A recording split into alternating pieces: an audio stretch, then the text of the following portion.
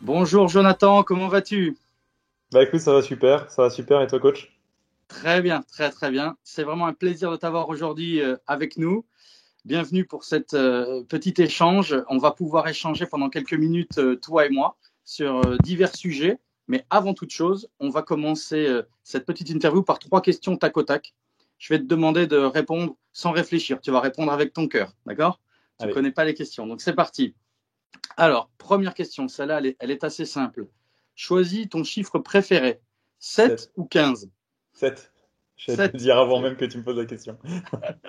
C'est bien, ça aurait été le 7 avant même la question. C'est C'est très bien. ça. Euh, la victoire d'un World Series ou juste une victoire contre les Blacks? La victoire d'un World Series, C'est quand même beau. qui engagera certainement la victoire contre les Blacks parce qu'ils sont très souvent en finale. Euh, être le recordman de sélection en équipe de France à 7 ou être celui qui marque l'essai de la finale au Japon 2021? Celui qui marque l'essai de la finale. Celui de la gagne, bien sûr. J'aurais dû Ouais, bah dire oui. celui. Très bien. Ben, écoute, merci à toi en tout cas. Et je vois que tu as répondu vraiment du tac au tac, donc tu as joué le jeu. J'ai posé une question sur Tokyo 2021. Toi, tu as connu Rio 2016. Et c'était ma première question pour toi. Quel est ton plus grand souvenir en tant qu'athlète olympique? Alors, mon plus grand souvenir en tant qu'athlète olympique, je pense que c'est les quelques secondes qui ont précédé le match d'ouverture France-Australie lors des Jeux Olympiques de Rio en 2016. C'était un moment particulier pour plusieurs raisons. La première, c'est que c'était l'aboutissement d'une période de 4 ans de travail durant laquelle on s'est acharné et on s'est vraiment entraîné fort. Et donc c'était voilà, on était quelques secondes avant de rentrer sur le terrain et d'arriver enfin à l'objectif. C'était un moment particulier aussi parce que Jeux Olympiques, parce que on était à quelques secondes de rentrer sur le terrain, mais aussi dans le grand livre du Mhm. monde olympique français, puisqu'on écrivait, nous, avec le rugby à 7, les premières lignes de notre histoire olympique. Troisièmement, un moment aussi très particulier, parce qu'il y avait ma famille dans les tribunes. Et donc, pouvoir cumuler tous ces bons moments et les partager avec ma famille, c'était assez exceptionnel. Donc voilà, c'est ces quelques secondes qui ont précédé notre entrée sur le terrain, où on est dans le couloir, avec l'équipe australienne à nos côtés, le mec de la régie qui te fait le 5-4-3 de 1-0, et puis après c'est parti, tu rentres sur le terrain. Je crois que c'était un des moments les plus intenses et les plus forts. Et après, bah, de toute façon, une fois que la compétition commençait, ça a duré, je dirais pas 3-4 secondes, mais c'est vrai que le week-end est passé très vite, on l'a vécu à 10 000. Mais ces petits moments-là, ces quelques secondes avant de rentrer sur le terrain, ça me donne encore et toujours les frissons. D'accord. Ben, tu sais, tu as parlé de partage avec la famille dans les tribunes. C'est vrai que les Jeux Olympiques, c'est aussi un moment de partage. Tu as participé à l'écriture de l'histoire de l'équipe de France à 7 justement lors de cet événement. Tu es aussi, de mémoire encore à date, en activité le deuxième recordman, détenteur du nombre de sélections en équipe de France à 7. Si tu devais mettre un mot pour les gens qui nous regardent sur ce qui fait ta longévité dans ta discipline sportive aujourd'hui et ton succès quelque part, parce que tu es dans l'excellence avec l'équipe de France, Ouais. quel serait-il? Alors, c'est toujours difficile de réduire à un mot une carrière ou du moins une performance, mais je dirais par rapport à mon sport, c'est la résilience. Je pense que c'est le mot que je sortirais, résilience. Pourquoi? Parce que aujourd'hui, nous, on est dans un sport où physiquement c'est dur, mais ce qui est le plus dur, c'est surtout mentalement. Et que ce soit à l'entraînement ou que ce soit en match, on est toujours poussé à se donner au maximum. Donc pour ceux qui connaissent ou qui vont connaître le rugby à 7 après avoir écouté cet épisode-là, c'est 7 contre 7 sur un grand terrain, l'équivalent d'un terrain de rugby à 15. Donc du coup, ça fait peu de joueurs pour beaucoup d'espace. Et donc ça nécessite forcément qu'on court dans tous les sens, à toute allure, et que mentalement, on soit systématiquement dans une guerre contre l'adversaire pour pas lâcher. Et finalement, on se rend compte qu'à haut niveau, c'est un peu ça c'est même beaucoup ça qui fait la différence. C'est quelle équipe va lâcher en premier, quelle équipe va prendre l'ascendant psychologique sur son adversaire. Et donc, finalement, cette résilience mentale-là, elle est au cœur de toutes les victoires. On ne peut pas lâcher avant l'adversaire, on ne peut pas lâcher face à soi à l'entraînement. On doit accepter les coups, accepter les blessures et s'en relever à chaque fois pour rester vers l'objectif, le résultat et la performance. En effet, c'est le moteur du sportif de haut niveau, notamment savoir se relever.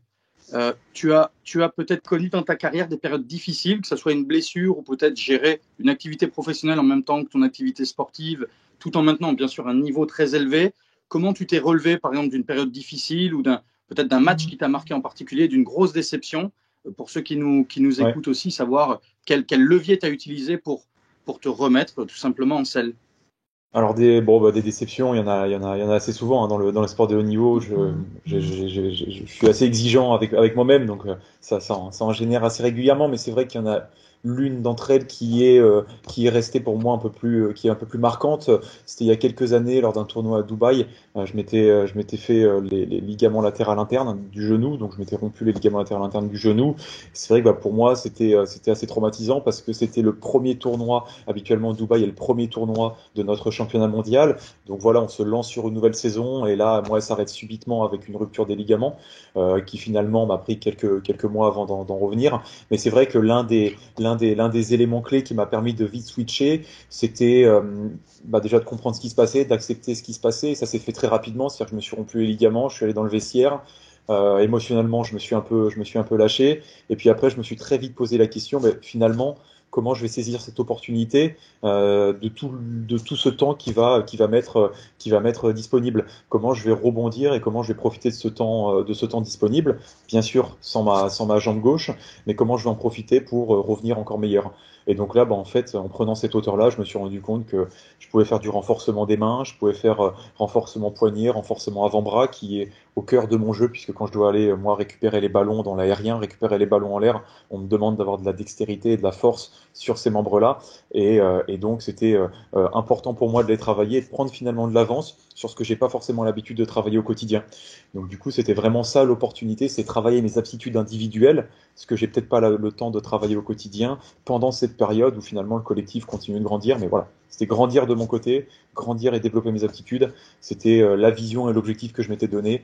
Et puis ça a été couronné de succès puisque, a posteriori, quand je suis revenu, je me Tu étais sentais, encore plus j'étais plus complet. fort. Ah, Tu exactement, étais d'autant plus plus fort, complet. plus complet. C'est ça, Et le rugby à 7, on le sait, un plaquage raté, c'est quasiment un essai de l'autre côté. Donc quand c'est tu exactement ça. reviens, tu peux pas revenir à moitié. Il faut être C'est ça. confiant dans sa tête. Mais c'est beau, ça me parle énormément parce que j'ai moi-même pratiqué ce sport à un moindre niveau et ça m'a coûté un genou gauche en 2012 et l'autre droit en 2015. Et c'est aussi des périodes dans lesquelles je me suis reconstruit professionnellement et d'avoir optimisé ce temps à... moi, j'ai beaucoup lu, par exemple. Je me suis beaucoup identifié à des sportifs comme Mike Horn, etc., en me disant, en essayant mentalement de minimiser ce qui m'arrivait pour dire, attends, il y a des gens qui traversent des choses compliquées, qui achievent des choses assez extraordinaires.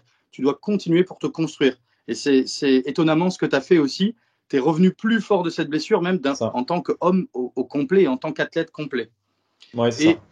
de tout le parcours que tu as eu déjà, que tu viens de nous raconter en quelques minutes, qui est assez impressionnant, de longévité et de performance, euh, quand est-ce que tu estimeras avoir atteint tous tes objectifs? C'est quoi ton rêve, là, si je te croise dans 5 ans, dans 10 ans, et que tu es vraiment heureux? Oh, ça serait une médaille d'or. Ça serait une médaille d'or. Je crois que ça serait un des plus beaux, c'est le plus beau pour moi couronnement qu'un sportif peut souhaiter et peut viser dans sa carrière. Une médaille d'or, bien sûr, aux Jeux Olympiques. Donc pour moi, ça serait c'est l'objectif. De toute façon, j'attaque pas les Jeux Olympiques sans me dire que c'est la médaille d'or que je vise.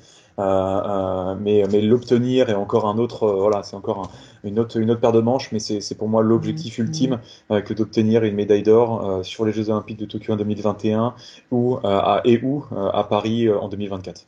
Ah, j'allais en parler. Je pense que tu es assez en forme et dans une assez bonne dynamique on pourra aller chercher 2024, mais on va faire étape par étape. Mais je pense que 2 médailles d'or, ça Ça serait le serait top. super. Ouais. Pour clôturer cette interview, on a 2 dernières questions. La première, pour tous les gens qui nous regardent et qui s'investissent au quotidien au-delà de leur temps dans leur entreprise ou dans leur vie entrepreneuriale, aussi pour les autres, est-ce qu'il y a une association que tu soutiens en particulier et dont tu aimerais nous parler aujourd'hui? Ouais, écoute, il y a une association moi, que je soutiens qui s'appelle Reforest Action. Et en fait, l'objectif est assez simple, c'est d'accompagner le boisement de certaines zones défrichées ou délaissées. Et donc, par une contribution de quelques euros, on peut planter des arbres. Et moi, en tout cas, c'est ce que je veux soutenir aujourd'hui, ce que je soutiens pour plusieurs raisons, parce que ça permet notamment de créer de l'emploi avec des personnes qui vont travailler sur ces zones-là pour accompagner le reboisement, de la biodiversité bien sûr, et ça fait du bien au climat. Et aussi d'autre part, parce qu'aujourd'hui, dans ma posture de rugbyman à 7, j'ai la chance de traverser le monde, de Mhm. prendre beaucoup l'avion, et donc d'avoir aussi une empreinte carbone assez élevée. Et donc, j'ai la volonté de l'inverser, ou du moins de la De le neutraliser, compenser. de le Mhm. compenser avec exactement une action pour le climat. Donc, moi, c'est Super. Reforest Action que je soutiens et que j'invite tous les auditeurs à soutenir également. Merci, ils le feront avec grand plaisir. Et dernière chose, quel est ton mantra? Quelle est ta phrase clé? Alors ça aussi, ça me fait pas mal réfléchir. Il y a une phrase, moi, qui me guide, qui m'inspire. Alors, elle a été prêtée à Hannah Arendt, après prêtée à d'autres personnes. Bon, c'est plutôt ce qu'elle dit qui m'intéresse plus que qui l'a dit, mais c'est le courage, c'est de prolonger la naissance. Et ce qui me plaît, c'est que c'est finalement l'idée que il faut s'émerveiller, il faut être perpétuellement en train de s'imaginer comme si on découvrait le monde, on allait sans filtre, on allait voilà le plus neutre possible, vivre les événements qui arrivent. Et c'est pour moi voilà, c'est quelque chose qui voilà, qui m'envahit au quotidien, c'est me dire que je m'émerveille de ce qui m'entoure, de ce qui m'arrive, et j'en profite, et puis je me libère de tous les filtres que j'ai pu construire au fur et à mesure du temps. Voilà, je croque à pleines dents, et je m'émerveille. C'est surtout ça, moi, le terme que j'associe, c'est l'émerveillement. Et ça me plaît, ça m'inspire en tout cas. Féliciter la vie, vivre pleinement. Bah écoute, merci infiniment, Jonathan, pour ton temps. Bon courage pour le tournoi qualificatif. À très bientôt sur Coach M. Et puis, Yes. la gagne, l'or. Yes. Merci beaucoup, coach. À plus. À bientôt. Salut.